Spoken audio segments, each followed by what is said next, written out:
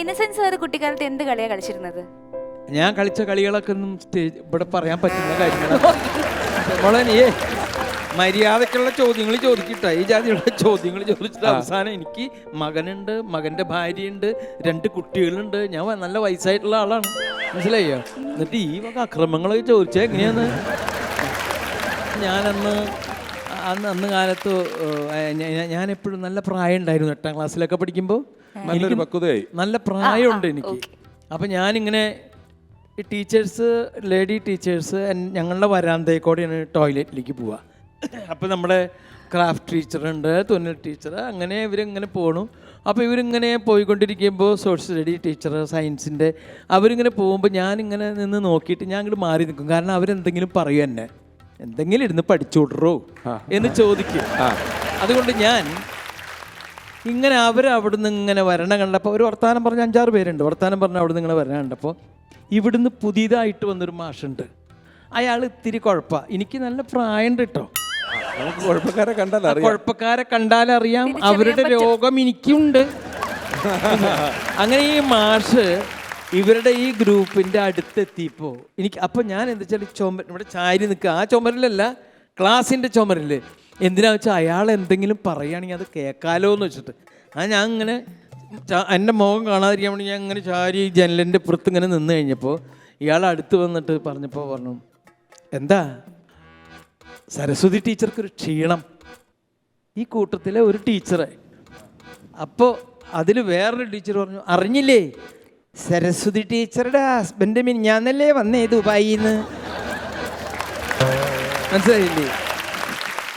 എനിക്ക് നല്ല ഇഷ്ടമായി. കാരണം ആ ചോദ്യവും നന്നായി, ഉത്തരവും നന്നായി, എനിക്കൊരു സുഖം കിട്ടി, മനസ്സിലായില്ലേ? ഞാനപ്പോൾ ചുമരിൻ്റെ അവിടേക്ക് ഇങ്ങനെ ചാരി ഇങ്ങനെ നിന്നു. ഈശ്വര ദൈവമേ, നീ എനിക്ക് ഇടയ്ക്കിടയ്ക്ക് സുഖം തരുന്നുണ്ട് കേട്ടോ. ടീച്ചറുടെ മുഖം, ടീച്ചറൊന്ന് നാണിച്ച് പോയി. അത് ഞാൻ ക്ലാസ് ലീഡറാണ്. അത് കഴിഞ്ഞ് അപ്പം തന്നെ എൻ്റെ കയ്യിൽ എന്നോട്, ഞാൻ പോയിട്ട് വേണേൽ ചോക്ക് എടുക്കാനൊക്കെ ഓഫീസ് റൂമിലേക്ക് ചോക്ക് എടുത്തിട്ട് ഞാൻ ചോക്ക് എടുക്കാൻ വേണ്ടിയിട്ട് ഓഫീസ് റൂമിലേക്ക് ഇങ്ങനെ പോണ വഴിക്ക് നമ്മുടെ ഈ ടീച്ചർ, സരസ്വതി ടീച്ചർ, വേറെ ക്ലാസ്സിലേക്ക് പുസ്തകവും ഇതായിട്ട് ഇങ്ങനെ പോവുക. അവർക്ക് ഞാൻ അവരുടെ ഒപ്പം ഓടിയെത്തിയിട്ട് ഞാൻ പറഞ്ഞു, വലിയ ക്ഷീണമൊന്നും ഇല്ല കേട്ടോ. ആ വഴിക്ക് ആ ടീച്ചർ അവിടെ ചെക്ക അവിടെ നിന്ന് പറഞ്ഞു. അങ്ങനെ എത്രയോ സുഖങ്ങൾ അനുഭവിച്ച് വന്ന ആളാണ് ഞാൻ എന്നറിയോ? അത് മനസ്സിലാക്കുക. എനിക്ക് പിന്നെ ഒരു സുഖവും വേണ്ട, ഒന്നും വേണ്ട. സുഖം വേണമെങ്കിൽ നിങ്ങൾക്ക് തരാം. ഇപ്പം നിങ്ങൾക്കൊരു സുഖം കിട്ടിയില്ലേ? ഇത് കേട്ടപ്പോൾ അത്രയേ ഉള്ളൂ.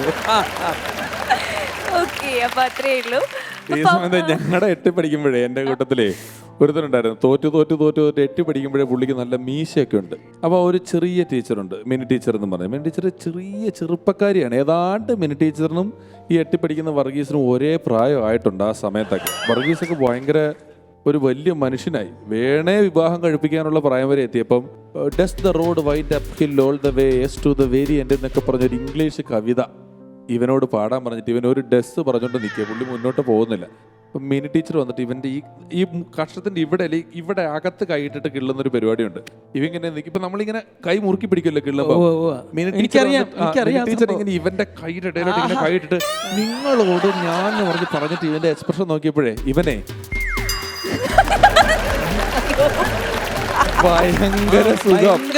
മറ്റേ ശിശിരകാല മേഘമിതിനേൽ അരവിന്ദ് സ്വാമി ഇടുന്ന എക്സ്പ്രഷൻ ഇട്ടുണ്ട്. ടീച്ചർ പെട്ടെന്ന് കൈ എടുത്തിട്ട് വേണമെങ്കിൽ പഠിക്കുക എന്ന് പറഞ്ഞിട്ട് ഒറ്റ പോകും.